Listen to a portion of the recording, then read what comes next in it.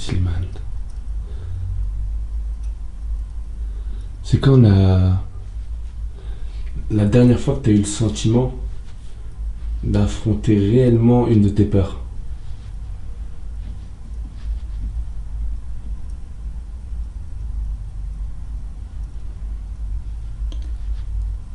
La dernière fois, c'était il n'y a pas si longtemps que ça.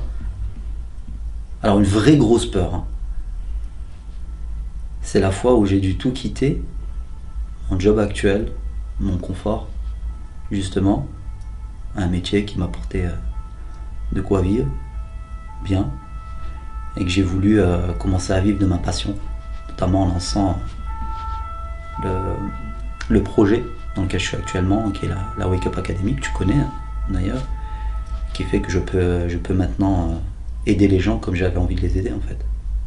Et là j'ai eu la sensation vraiment de risquer ma peau entre guillemets, et pas que la mienne. C'est ça qui m'a fait vraiment peur. À ce moment-là, tu avais déjà des enfants ou pas encore? Ouais, des enfants. Et les 3 premiers qui étaient nés déjà. 3. Quelle question on se pose quand on s'apprête à faire ce saut et que justement on regarde sa famille? Alors, en fait, je pense que c'est assez primaire.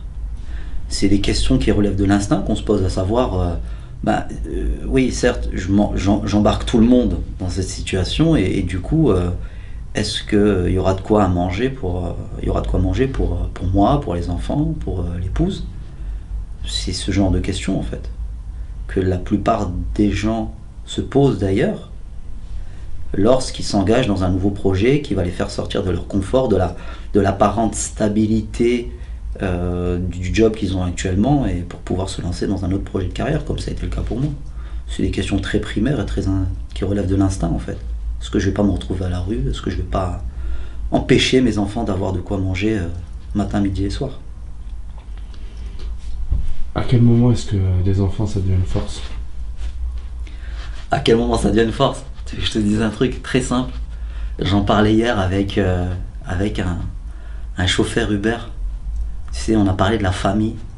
Il venait du Bangladesh. Il venait d'avoir sa première fille, son premier enfant, alors que moi j'en avais déjà eu plusieurs. Et elle avait 11 mois, sa fille. Il me dit, ouais, je suis impatient, là. Je te dépose juste à côté de chez moi, m'a-t-il dit. Il m'a dit, j'hésite à rentrer chez moi pour profiter de ma fille. Et là, je lui ai dit, t'as vu la force que ça donne de regarder le sourire de ton enfant qui n'est pas encore été étouffé par son ego, qui est là, qui vit dans l'instant, et qui, quand il t'offre son sourire, tu ressens que c'est un sourire qui est dénué de tout ego en fait. Il n'y a pas de parasite dans un sourire d'un enfant. Et ça te fait oublier tous tes soucis.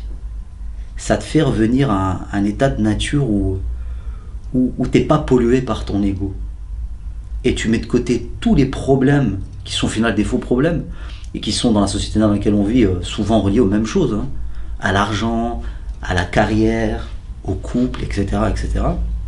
Et là, tu regardes le sourire de ton enfant et réellement, t'oublies tout. Alors, on décrit beaucoup ça dans le rire d'un enfant, etc. On oublie tout. Mais je pense qu'il faut être papa ou maman pour comprendre de quoi je parle. Vraiment.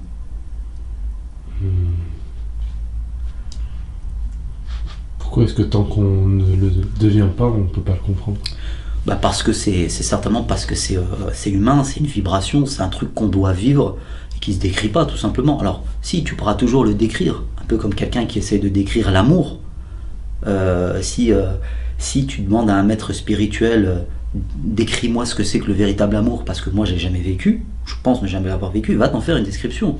Mais il terminera certainement sa description, s'il est honnête, en disant et après, il faudra que tu le vives pour comprendre pleinement ce que ça veut dire. Parce que il y a un côté vibratoire qui s'explique pas et qui demande l'expérience.